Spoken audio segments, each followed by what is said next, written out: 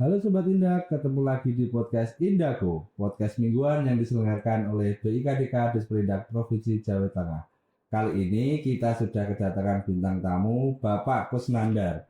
Beliau dari BPSRB Surakarta. Nah, dalam episode kali ini, Sobat Indah, kita akan bahas-bahas tentang lembaga pemeriksaan halal di BPSRB Surakarta. Nah, sekarang kita kenalan dulu yuk dengan Bapak Kusnandar. Terima kasih Mas atas waktunya. Kami dari BPSMB Surakarta, saya Gus Nandar, sebagai manajemen di Lembaga Pemeriksa Halal BPSMB Surakarta. Saya kebetulan sebagai penguji mutu barang ahli muda dan saat ini juga ditugasi untuk mengelola ataupun menangani kegiatan terkait dengan sertifikasi halal. Nah, sebelum kita ngobrol-ngobrol lebih panjang lagi nih Pak, pertama-tama tentang LPH BPSMB Surakarta itu apa sih Pak sebenarnya? Ini salah satu bentuk layanan baru atau mungkin yang sudah lama baru mulai lagi diaktifkan atau gimana Pak? Oke, terima kasih Mas. Jadi BPSMB Surakarta itu adalah bagian atau UPT dari Dinas Perindak Provinsi Jawa Tengah. Dan saat ini kita punya 3 layanan, yaitu laboratorium pengujian, kemudian lembaga laboratorium kalibrasi, dan eh, lembaga sertifikasi produk. Alhamdulillah tahun 2021 dengan melihat perkembangan atau regulasi yang ada, kami berinisiasi mendapat dukungan juga dari kepala dinas untuk membentuk lembaga, yaitu LPH, Lembaga Pemeriksa Halal. Karena berdasarkan peraturan pemerintah tahun 2024 itu semua produk dan jasa yang beredar di Indonesia itu wajib mempunyai sertifikat halal. Sehingga kami juga menangkap potensi ini, mudah-mudahan nanti bisa lebih membantu masyarakat dan tentunya juga agar PAD kita menjadi bertambah. Nah, ini kan LPH Pak, Lembaga Pemeriksaan Halal. Nah, mungkin banyak Sobat Indak yang belum tahu. Nah, ini apa enggak tumpang tindih nanti dengan MUI atau dengan BPJPH atau semacamnya, monggo dijelaskan. Untuk kegiatannya, sertifikasi halal ini memang ada 3 komponen yang sangat berperan. Jadi yang pertama BPJPH. BPJPH ini merupakan bagian atau badan yang dibentuk oleh Kementerian Agama yang khusus menangani masalah sertifikasi halal. Jadi BPJPH ini sebagai regulator yang dia itu mengatur, membuat kriteria, membuat norma dan sebagainya, atau NSPK ya, norma standar, prosedur dan kriteria. Jadi kebijakan-kebijakan makro atau kebijakan umum yang ada di kegiatan sertifikasi halal ini dibuat oleh BPJPH. Kemudian ada lagi komponen yang kedua yaitu LPH. Jadi BPJPH sebagai kepanjangan tangan dari Kemenak itu tidak mungkin mampu ya, mungkin tidak mampu karena melihat Seluruh sumber Indonesia daya itu. Indonesia.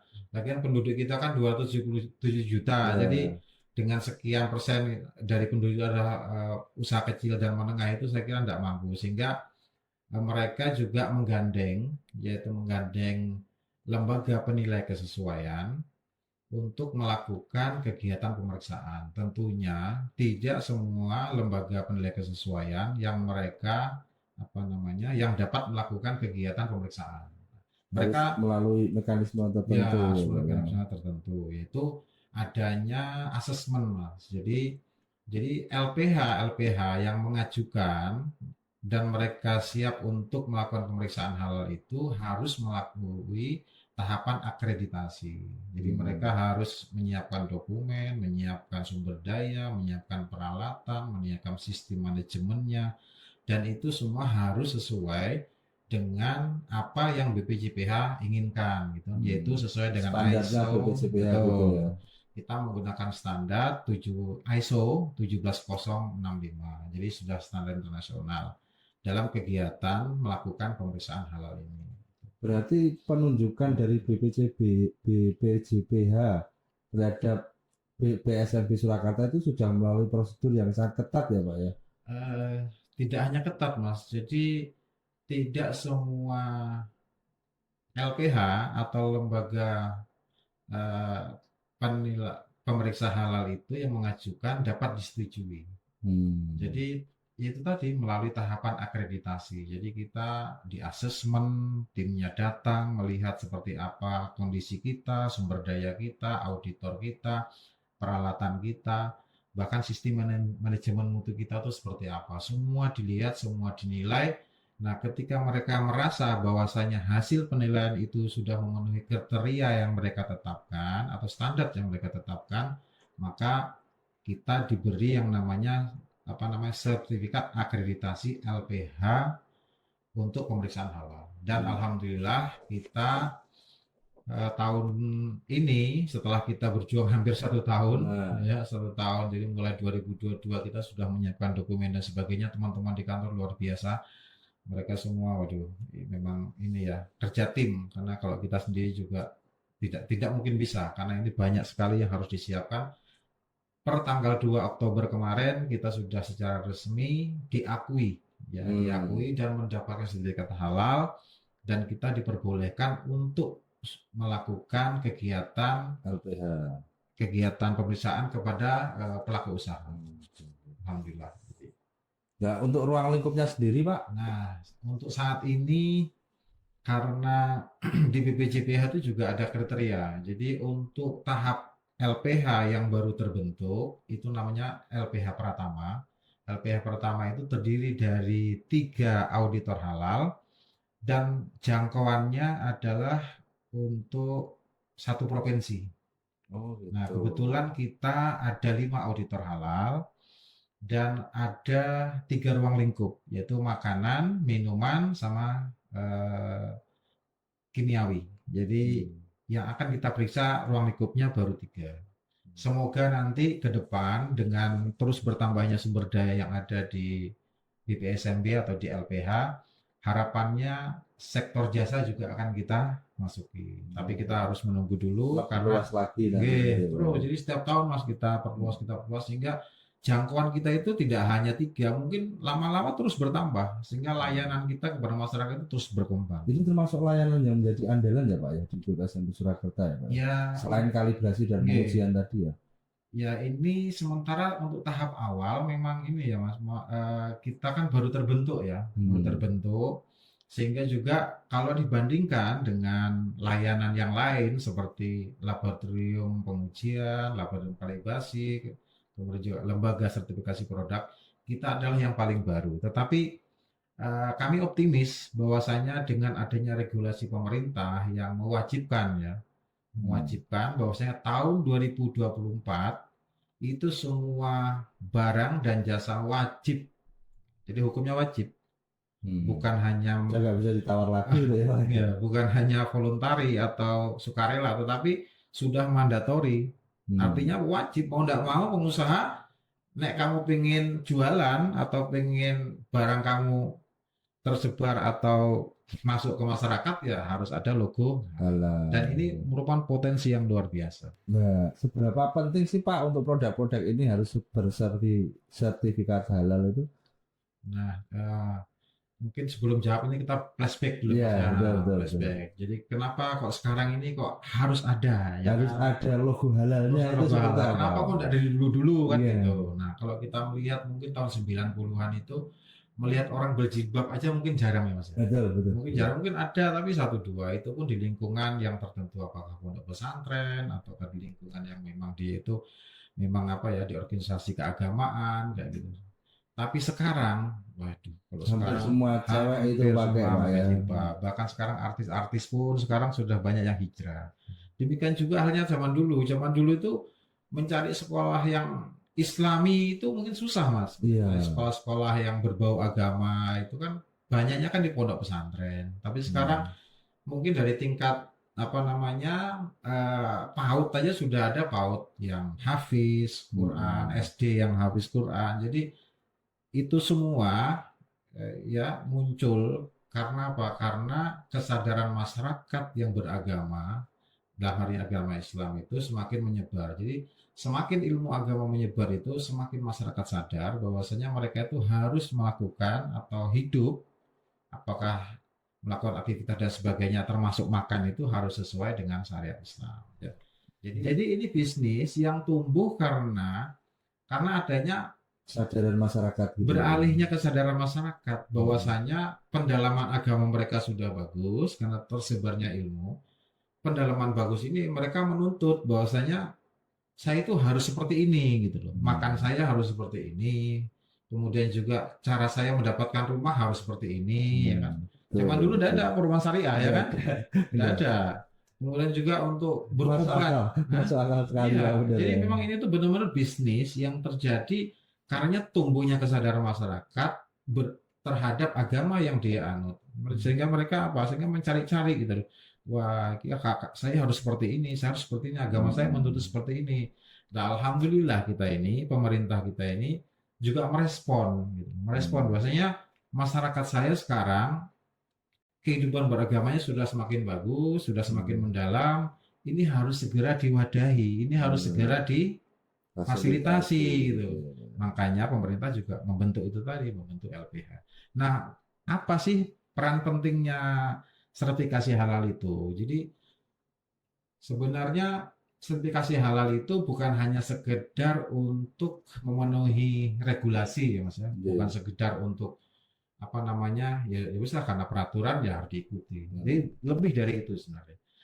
Artinya apa? Bahwasanya dengan adanya sertifikat halal ini memastikan ataupun mengkonfirmasi bahwasanya produk atau jasa yang dijual oleh pelaku usaha itu proses produksinya itu sudah sesuai dengan standar halal yang sesuai dengan peraturan yang kita anut dan juga agama yang kita anut. Jadi sinkron Mas antara pemerintah sama agama itu sudah sinkron sudah. Kita butuhnya seperti ini, pemerintah mewadahi, kemudian juga regulasinya sudah dibuat. Jadi memang alhamdulillah sebagai muslim itu kita ibaratnya apa ya? Kebutuhan kita itu dipenuhi gitu. Jadi kita malah bersyukur sehingga kita ketika kita makan menggunakan jasa lebih tenang karena memang di agama kita itu makan kan harus baik, harus apa halalan thayyiban ya kan? Harus itu juga harus ada kriteria sehingga tren ini alhamdulillah bisa apa namanya? Bisa mengarah atau juga bisa menumbuhkan ya banyak bisnis-bisnis yang sebenarnya zaman dulu itu tidak ada gitu. Seperti contoh lagi kayak misalkan bisnis akikahan. Itu kan zaman dulu udah ada. Sekarang menjamur, Sekarang Pak, ya. luar biasa kita pesan kambing itu dulu udah usah motong kita. Ibaratnya ada lembaganya, kita pesan yang harga berapa, kita menyaksikan pemotongan besok sudah jadi di depan rumah ya kan Sudah jadi masakan dalam kotak. Kemudian pernikahan Islami juga ya kan. Betul. Itu sekarang sudah event organizer yang mengelola itu tuh sudah banyak. Jadi sekarang alhamdulillah karena kesadaran beragama yang tumbuh ini malah menumbuhkan bisnis-bisnis baru yang pemerintah juga tidak diam. Pemerintah juga memberikan fasilitasi berupa adanya sertifikasi halal. Nah, Pak, kalau misalnya ini ada pelaku usaha atau masyarakat penonton Indago yang ingin mengajukan permohonan sertifikasi halal di BPSAB Surakarta itu caranya seperti apa, Pak? Dan dokumen-dokumen apa yang diperlukan? Untuk apa namanya mendaftar ataupun pelaku usaha yang ingin mendapatkan sertifikat, prosesnya sangat gampang sekali dan kita sudah online. Jadi tinggal masuk ke website Si Halal, kemudian mendaftarkan akun yaitu sebagai apa namanya pelaku usaha. Setelah itu dia di website itu sudah lengkap semua sebenarnya, tinggal klik aja ya, maksudnya tinggal milih-milih gitu. Sudah ada panduannya, sudah ada caranya, kemudian juga kalaupun misalkan tidak bisa kita siap membantu. Jadi setelah dia login, kemudian memilih LPH mana, nah di sana sudah nanti muncul dokumen apa saja yang harus diupload. Jadi itu sudah ada semua, tinggal diklik dokumen apa upload, dokumen apa upload. Kemudian setelah ini selesai semua, BPJPH nanti yang akan memverifikasi itu. Jadi setelah semua dokumen masuk dikirim, BPJPH akan melakukan verifikasi dokumen untuk melihat kelengkapannya, kira-kira dokumen yang sudah diupload itu apakah ada yang kurang atau apakah ada yang perlu penambahan atau adakah yang yang harus segera dipenuhi atau yang apa itu nanti ada apa namanya notifikasi dari BPJPH. Nah, kalau itu semua sudah lengkap, BPJPH akan mengirimkan dokumen-dokumen ini kepada LPH yang dipilih tadi itu di awal. Misalkan dia pilih LPH BPJB Surakarta, nah, nanti BPJB akan itu otomatis, otomatis dokumen itu akan mengarahkan mengalir, dokumennya langsung ke otomatis itu. Jadi LPH. secara sistem Iya, iya. akan mengarahkan ke kita, lah kita nanti melihat juga dokumen itu, kemudian menghitung biayanya berapa. Ini tentunya biaya yang lain-lain ya. Kalau standar Iya. kan tadi itu ya yang 650 itu lah tentunya kita juga ada biaya misalkan kalau ada pengujiannya, ada transportasi, ada untuk dan sebagainya, akomodasi, lah ini semua dihitung. Setelah kita tahu jumlah biayanya, kemudian BPJPH akan mengeluarkan tagihan kepada pelaku usaha. Kalau sudah dibayar, nanti BPJPH akan mengeluarkan surat tanda terima dokumen (STTB). Nah, surat tanda terima dokumen ini nanti sebagai dasar LPH untuk melakukan proses pemeriksaan halal di pelaku usaha, Oh, seperti yaitu dengan itu. melakukan yang pertama ya tentunya dengan ini ya telahan dokumen, kemudian juga melakukan observasi secara langsung dan wawancara dengan pelaku usaha, baik itu dari pihak pemilik, karyawan maupun dari semua yang terlibat. Masyarakat sekitarnya gitu. Wah, ini berarti nggak bisa dipisahkan ya antara BPJPH dengan LPH sama MUI, itu semua memang harus bekerja bareng ya Pak ya? Ya, jadi sebenarnya harus sinergi, Mas. Jadi karena semua punya apa ya? Perannya Punya masing-masing lah ya peran. gitu. Jadi di BPJPH sebagai kepanjangan tangan dari kemana dia membuat regulasi secara makronya, kemudian kami di LPH melakukan pemeriksaannya, kemudian MUI yang terkait dengan apa halal haramnya melalui komisi fatwa, nanti mereka akan melakukan sidang fatwa, tapi tentunya berdasarkan data-data hasil pemeriksaan dari LPH. Jadi Seperti itu. Nah Pak, ini yang terakhir Pak ya. Ini untuk pesan dan untuk pada masyarakat atau pelaku usaha yang lagi nonton podcast ini seperti apa Pak pesannya? mungkin pesan ini ya bagi pelaku usaha yang ingin melakukan sertifikasi, prinsipnya kami dari Disperindak Provinsi Jawa Tengah melalui LPH BBSMB Surakarta siap dan akan melakukan pemeriksaan terhadap produk yang akan dilakukan sertifikasi, dan kami akan menindaklanjuti dengan segera terhadap semua permohonan yang yang diajukan kepada kami. Tentunya kami dengan biaya yang kompetitif. Artinya karena ini tahap awal baru, kita juga mungkin ingin mengenalkan LPH kita dan akan kita tangani dengan sebaik-baiknya. Semoga nanti masyarakat bisa puas atas layanan yang akan kami berikan. Nah, Sobat Tindak sudah tahu kan gimana cara prosedurnya, terus tahu kira-kira berapa biayanya. Nah nanti kalau misalnya yang bisa belum lengkap, misalnya butuh info yang lebih banyak, bisa langsung datang ke kantor BPSMB Solo atau juga bisa melalui website di LPH BPSMB Solo Surakarta. Nah Sobat Indah, demikian perbincangan dan obrolan podcast kita kali ini bersama Pak Kusnandar dari BPSMB Surakarta. Kalau mungkin nanti ada yang mau ditanyakan atau info lebih lanjut, bisa langsung kontak ke Instagram BPSMB Surakarta ataupun bisa langsung datang ke kantornya. Jangan lupa untuk komen, share, like, dan subscribe. Dan sampai ketemu di podcast Indahku minggu depan. Sampai jumpa.